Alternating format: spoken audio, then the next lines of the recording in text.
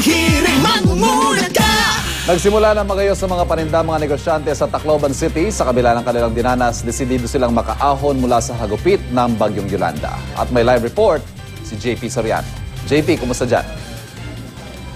Ivan, nawasak man ang buong halos Tacloban ay nananatiling buo ang puso ng ating mga kababayang nasalanta ng bagyo at ilang linggo nga matapos ang trahedya ay patuloy pa rin silang bumabangon. At kanina nga Ivan, pasikat pa lang yung araw, nakita natin nagtitinda na yung ilan nating kababayan doon sa bangketa ng mga cellphone charger, mga baterya at mga flashlight.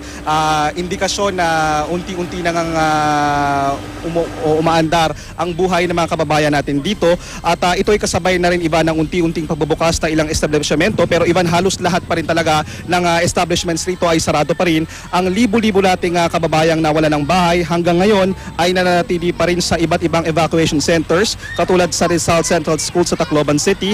Ngayong araw Ivan ay inaasahang magkakaroon ng headcount sa mga estudyante at mga kabataan dito para mapag-usapan ng planong may kaugnayan sa pagpapatuloy ng kanilang pag-aaral. At yan muna ang latest mula rito sa Tacloban City. Balik muna sa iyo Ivan.